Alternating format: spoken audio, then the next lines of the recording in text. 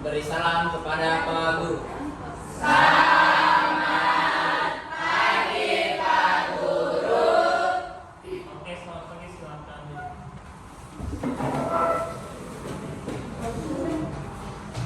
Belum aja absen dulu. Kalian yang tidak masuk siapa aja?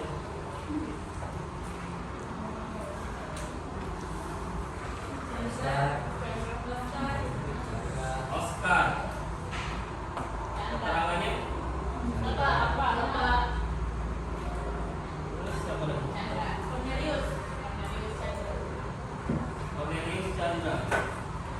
Yang nomor berapa? Oke, bisa. Apa juga? Terus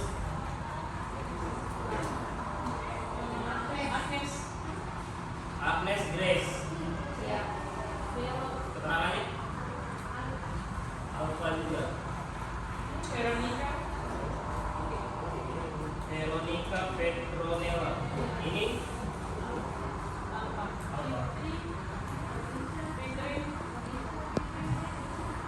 Fitri keterangannya? Sakit. Terus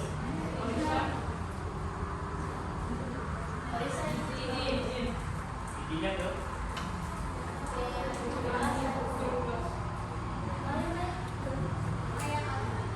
Maksudnya dia izin ngapain?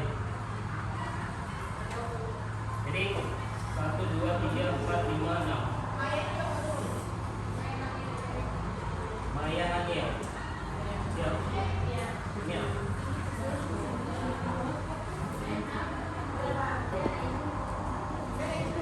Jadi dia di grup. Ini tahu. Ini masuk sekolah.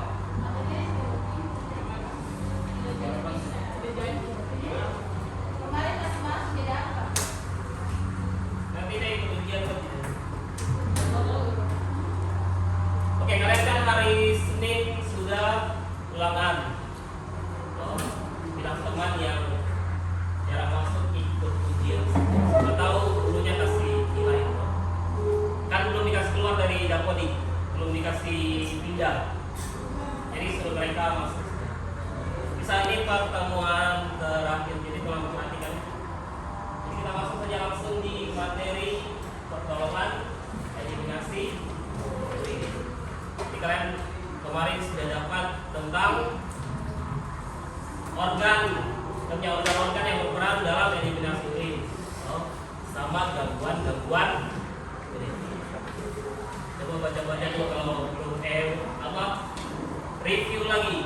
Nanti kita review lagi tuh tentang organ yang berperan dalam eliminasi. Sekarang, jadi kalian sudah belajar tentang organnya, terus sudah belajar tentang gangguan-gangguan eliminasi urin. Sekarang yang terakhir tentang pertolongan eliminasi urin. Jadi kalau pasien mengalami sukar untuk buang air kecil, tidak boleh dikasih dia. Karena buang air kecil itu merupakan kebutuhan fisiologis. Suatu hal yang dia memang perlu, kalau tidak ya terjadi gangguan tidak punya tubuh. Jadi kalau ada gangguan urin, misalnya urinnya tersumbat atau ngopong, kalau ngopong kasihan dia nanti kencingnya dia lagi aktivitas keluar sendiri. Jadi kita harus kasih pertolongan untuk dia buang air. Coba. Ya, ini tujuannya, tujuan pembelajaran. Jadi diharapkan lewat pembelajaran ini kalian tahu pengertian dan tujuan penggunaan dan dasar eliminasi urin. Tujuannya tadi untuk membantu, karena eliminasi urin itu termasuk kebutuhan fisiologis, jadi dia wajib tiap hari harus. Atau kita kencing berapa kali? 8 kali dong. Kita tidak kencing rasanya gimana? Kalian kan masih pelajaran tapi biasa kan buang air. Karena susah untuk tahan. Karena itu merupakan kebutuhan setiap hari. Terus memahami organ yang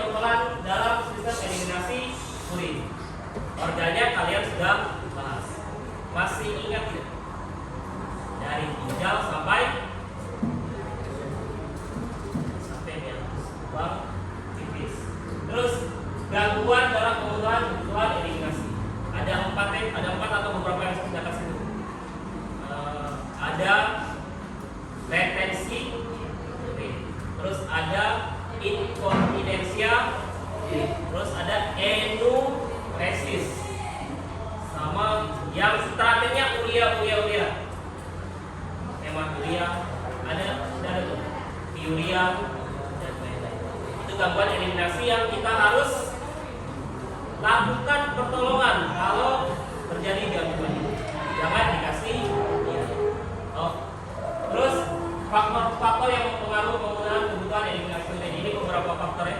Contohnya sosial kultural, terus diet atau asupan. Misalnya gini, semakin kita banyak minum, kira-kira kencingnya semakin sedikit atau semakin banyak?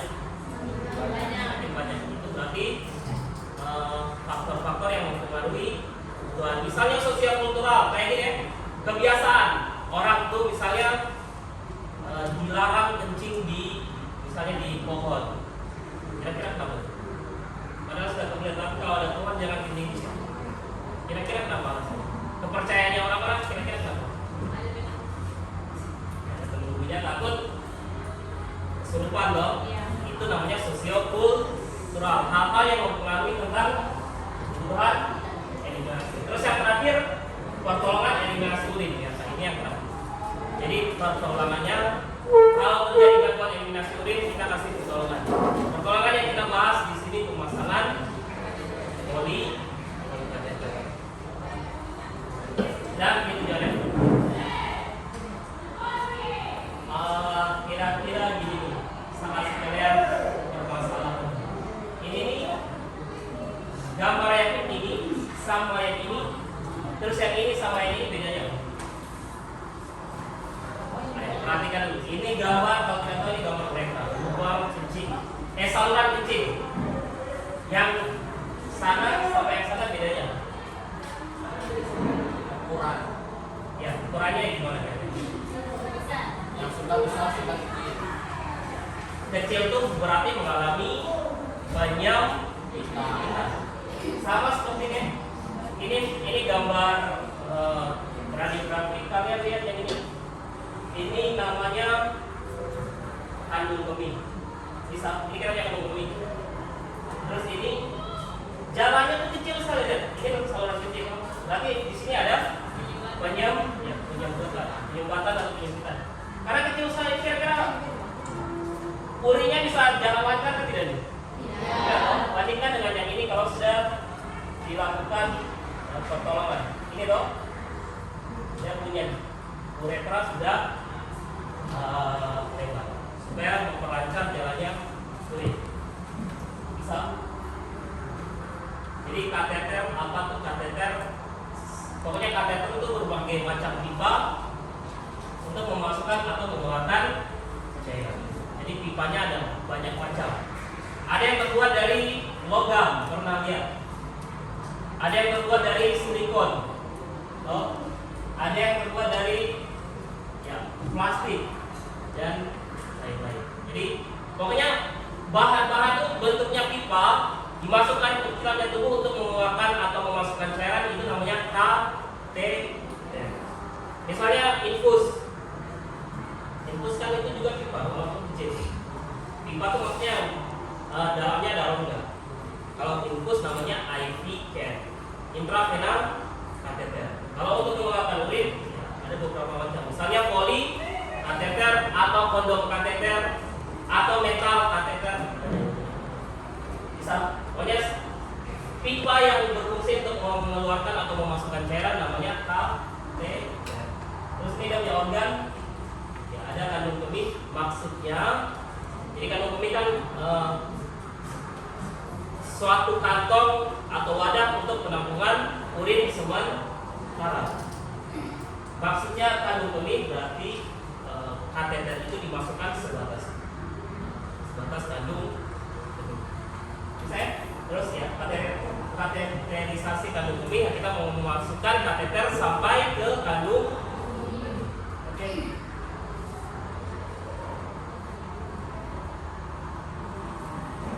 Ya, tujuan kenapa kita harus Pertama, karena tadi misalnya ada pendidikan, arti distensi, kalian bisa baca?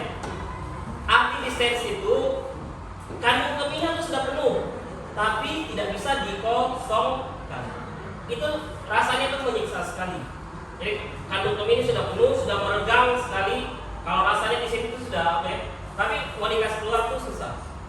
Jadi kita untuk mengatasi distensi itu kita pasang kateter untuk segera mengosongkan kandung kemih. Terus yang kedua, tujuan pemasangan kateter yaitu supaya mengumpulkan spesimen urin. Spesimen bahasa lainnya itu sampel urin. Jadi urin itu kita ambil sampel misalnya untuk pemeriksaan laboratorium. Khususnya kan ada yang misalnya pasien kencing langsung di botol. Bedanya dengan kateter lebih kateter lebih steril. Daripada yang misalnya disuruh bawa wadah untuk kencing, terus dibawa ke kamar mandi, dibandingkan dengan itu prosedurnya kalau kateter lebih steril dibandingkan yang lain. Itu kan susah tuh. Kencing di botol yang sekecil itu pasti tumpah-tumpah. Terus untuk mengukur residu urin, habis kencing ada yang kencingnya betul-betul sudah kosong, ada yang masih ada sisa. Namanya residu. Bisa kita mau ukur itu. Masih ada sisa tidak di dalam kandung kemih? Kalau dia habis kencing terus kandung kemih kosong berarti bagus. Tapi kalau ada sisa berarti ada satu yang tidak beres di sistem urinary. Terus mengosongkan sebelum bedah harus dikosongkan kandung kemih. Kira-kira tujuannya? Kalau masih ada sisa urin di sini di kandung kemih, vesika urinaria, takutnya pas operasi dia kencing karena tidak sadar, karena dia tidak bisa menghasilkan otot sphincter. Bisa, jadi harus dikosongkan supaya kalau dia kencing, misalnya pembedahan terus dia pipis, tambah kerjaan, kotor dong. Alat dan jadi kita siapkan alatnya. Ini alatnya kalian sudah dapat di pelajaran KTTK dan beberapa pelajaran lain. Saya minta muncul gambar alat satu orang, kita dari mulai dari sini atau dari sini. Tebak nama alatnya. Ayo kasih lagi. Coba namanya apa nih? Ini harus kita siapkan. Kira-kira apa nih? Tromol. Ini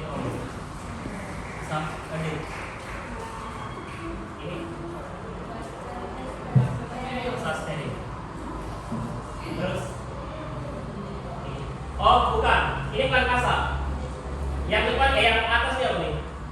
Kalau steril yang ini. Kalau ini bentuknya bulat.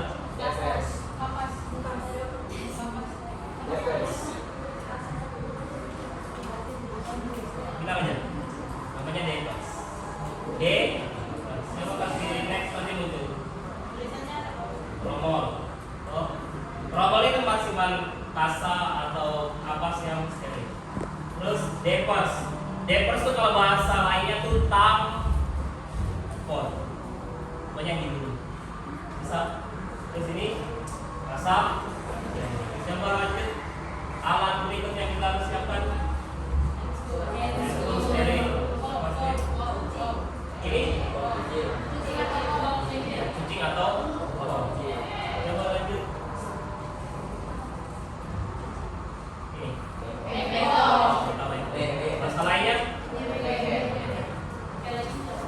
darah ginjal juga bisa. Terus bahan alat lainnya.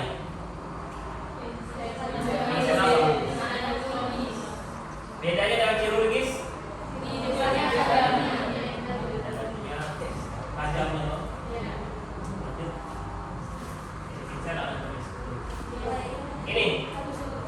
Ini pakai bahasa Belanda. Dia kain tapi ada lubangnya. Tulisannya doek, bacanya duk. Kayak handuk, handoek, bacanya kan itu kan bahasa Belanda. Bisa?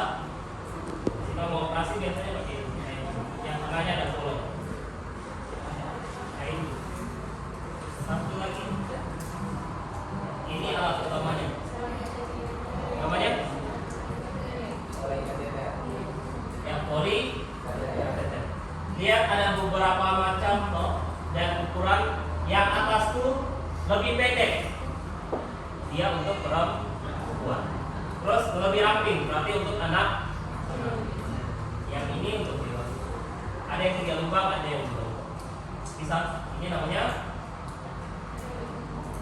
poli kateter. Oke.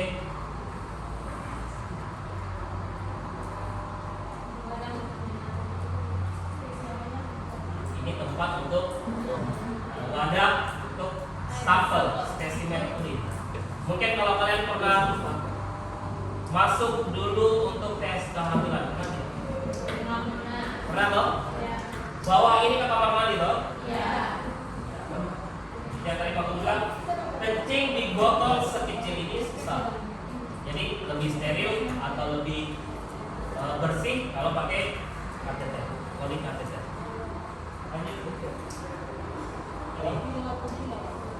Ini untuk penampungan. Ini apa nih? Apa nih?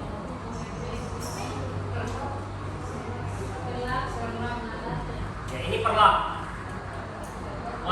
Sekarang dulu biasanya pakai perlak yang kita bisa cuci lagi. Tapi ini bedanya ini underpad sekali. Coba perhatikan jaraknya. Jadi obeng atau obeng itu ambil. Kalau di buku dia pakai ketahu tuh obeng. Oke, ini dispo. Bisa sebutannya bisa bilang dispo, bisa bilang squid. Artinya sama. Tanpa jarum. Sekarang kalau untuk injeksi, tapi untuk memasukkan cairan untuk mengembangkan balon. Jika coba terakhir pasien. Jadi ini alat yang harus disiapkan untuk pemasangan poli kateter. Setelah itu bahan. Jadi dia bahan atau obat. Ini coba tunjukkan gambar. Aqua air murni. Jadi kita untuk pakai untuk mengembangkan dan punya balon kita pakai ini. Nanti dimasukkan ke split. Terus bahannya ini fungsinya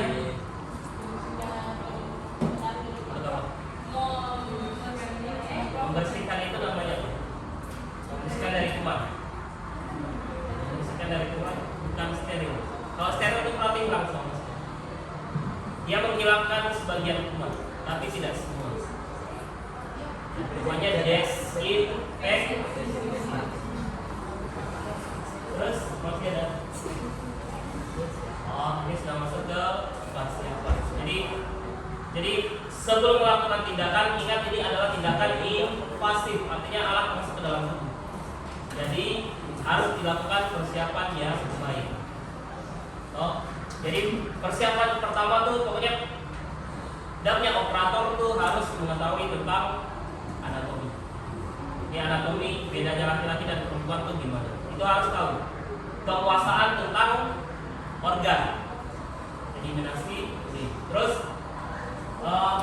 dia harus paham tentang sterilisasi, artinya dia bisa bekerja bersih, clean, tanpa mengotori alat atau mengotori bagian yang akan dimasukkan kateter. Jadi ingat, ini prosedur invasif, kerjanya harus steril. Jadi kalau misalnya alat jatuh ya jangan dipakai. Terus untuk keterampilan dan berpengalaman untuk pasang itu. Jadi biasanya kalau belum berpengalaman terus gimana? Harus didampingi sama yang lebih senior. Kalau misalnya kalian nanti baru, apalagi yang masih asistensi perawatan, sebenarnya belum boleh. Tapi kalau disuruh harus ada pendamping yang lebih berpengalaman. Terus jangan menyinggung perasaan penderita. Tindakan harus sopan, perlahan dan berhati-hati. Artinya ingat, kita memasukkan kateter itu di organ yang sensitif. pasien tuh biasanya malu, karena dia membuka bagian yang sehari-harinya tuh tertutup. Jadi kita harus lebih sopan. Misalnya bentuknya aneh, ya jangan ditertawakan. Jadi lebih sopan. Terus ingat jaga privasinya dulu, karena dia harus buka jangan dikasih lihat ke orang. Terus penderita menerima penjelasan yang cukup prosedur dan tujuan tindakan. Jadi ada pasien yang kita harus jelaskan dulu baru dia mau. Tidak semuanya langsung oh ya silakan sis. Jadi kita jelaskan supaya dia mau pasang bilang ibu atau bapak kalau tidak pasang kateter urinnya susah keluar. Jadi harus dipasang kalau tidak mau. Ini persiapan. Petugasnya tuh harus berpengalaman dan lain-lain. Sekarang ke persiapan selanjutnya. Tadi persiapan kita kan dibilang tadi harus memahami, menguasai anatomi. Coba ini anatomi sistem urinaria. Coba kalian sebutkan lagi dari atas sampai yang bawah. Ada yang mau sebut? Coba balik ya. Paling atas. Ya. Dua saluran itu. Masuk ke terus di bawah vesika urinaria kayak ada gambar yang kayak gini tuh. Itu namanya apa? Itu cuma ada pada laki-laki.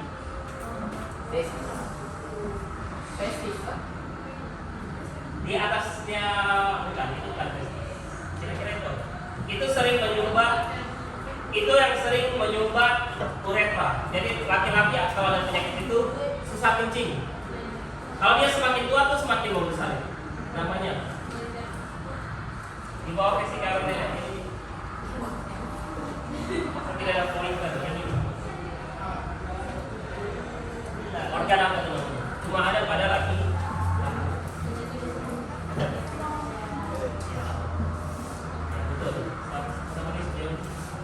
Namanya prostata. Kalau ada radang di situ namanya prostatitis. Jadi dia kalau bengkak kalau dia bengkak membesar, dia akan menekan uretra karena dia letaknya di pangkal uretra. Jadi kalau dia membengkak, uretra terhimpit, jadi susah kencing. Biasanya pada pasien yang sudah tua atau tumor prostata. Baru di bawahnya di dalam penis ada uretra. Jadi kateter itu nanti dimasukkan ya sampai ke kandung seperti itu. Ya tadi laki-laki ini organ ada dua, ada organ reproduksi, ada organ berhubungan dengan yang dihasilkan. Bedanya apa? Kenapa harus tahu? Karena untuk desinfeksi. Kan desinfeksi itu perempuan itu lebih rumit karena dari ini dulu. Sekarang beda, ada dua lubang beda kan? Uretra kateter jangan kasih masuk ke sini karena ini lubang organ reproduksi bukan di situ, tapi di atasnya. Ya, di atasnya itu yang disebut dengan meatus uretra. Di atasnya lagi. Kenapa harus tahu? Karena seluruh bagian ini pulpa ini harus didesinfeksi, harus diusap. Dari luar coba. Apa dari luar? Itu tulisannya labia. Artinya bibir yang lebih tebal. Di dalamnya bibir yang lebih tipis. Karena memang labia itu artinya bibir. Jadi kita sebut aja bibir. Bibir yang lebih tipis. Namanya labia. Ada mayor, ada. Terus yang paling bawah nih sebelum ke anus itu juga harus dibersihkan. Namanya perineum. Kenapa harus tahu bagian perineum itu? Kalau misalnya kalian lakukan tindakan lain, misalnya perawatan vulva, pada ibu yang baru melahirkan perineum itu sering robek. Kalau tidak robek jadi gunting supaya ada jalan lahir. Bayinya kalau misalnya yang besar itu robek, jadi harus dirawat bukanya. Kan dijahit lagi loh. Terus jahitan itu harus dibersihkan. Jadi harus tahu. Tapi memang seluruh bagian ini harus didesinfektan. Jadi harus, makanya tadi ada caranya harus tahu, punya pemahaman yang baik tentang anatomi. Bisa ya? Saya kayaknya sudah paham. Lanjut. Ya, penata laksanaan. Penata laksanaan ya siapa alat? Oh, tadi alat dan bahan sudah. Terus tadi jangan lupa minta kesediaan pasien. Kalau sudah baru masuk ke tahap kerja di sini. Harus dilakukan posisi pasien. Jadi kita meletakkan pasien dalam posisi apa? Jadi beda antara laki-laki dan perempuan. Laki-laki posisinya apa untuk pemasangan kateter? Nah, ini saya langsung sekalian psikisnya. Dalam apa itu terletak? Supaya menghadap ke atas. Jadi bukan lateral, bukan ini atau bukan langkah, tapi dia tutup dalam supaya. Kalau perempuan, dorsal recumbens itu ya recumbent. Itu dia punya kakinya mengangkat ke atas atau masih berpijak di tempat tidur. Masih kakinya masih menampak di tempat. Jadi itu posisi pasiennya begitu. Laki-laki dan perempuan beda. Terus atur cahaya. Jangan sampai ruangannya gelap, kita kasih masuknya nanti tidak lancar. Terus yang tadi deeper stitching, tadi stitchingnya kenakan handskut. Ingat handskutnya handskut yang steril. Jadi cara pakainya beda loh. Terus pasang dulu pada lubang tadi. Genitalia tempat kuncinya tadi. Terus mengambil diapers dan pinset dan menurunkan pada larutan desinfektan. Larutan desinfektannya itu beda. Jadi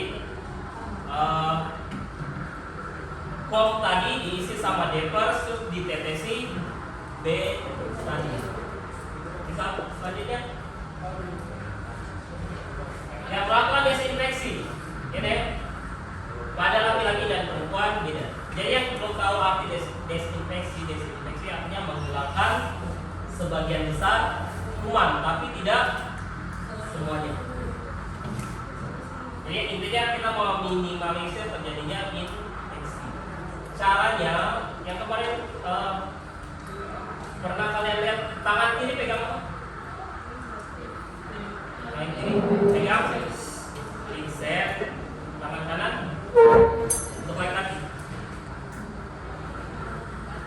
Tangan kanan pegang apa? Diarahkan ke atas secara tegak. Terus arah desinfeksinya dimulai dari mana? Beda kan laki-laki dan perempuan bedanya punya arah. Makanya laki-laki dimulai dari mana dulu? Dari lubang kencingnya dari meatus, terus mengarah ke glans penis sampai ke akar. Jadi dari atas ke bawah. Terus cukup sekali ulas atau perlu beberapa kali? Cukup sekali atau harus diulang? Harus diulang sampai bersih. Kalau di situ sekitar 5 kali. Itu untuk laki. Sedangkan untuk perempuan gimana? Jadi tetap sama, yang tangan ini di bagian genitalnya. Jadi harus dibuka. Bisa ini nih. Jadi ini untuk membuka labia, membuka labia minora. Terus dimulai dari atas. Ingat arahnya ya. Atas itu berarti klitoris, terus di bawahnya tadi ada uretra, terus vagina, terus tadi perineum. Itu ingat sekali usap. Sekali usap. Sekali usap itu artinya bukan bolak-balik, bukan gini. Arah gerakannya bukan gini. Kayak kita mau menghapus, tidak. Tapi dari atas Ustaz buah. Ustaz buah. Bisa. Jangan lupa bagian selain di bagian tengah itu jangan lupa bagian labia mayora dan minora itu juga didesinfeksi dengan sekali ulasan dari atas. Bisa. Ini cara desinfeksi. Kira-kira demikian, ada yang mau bertanya?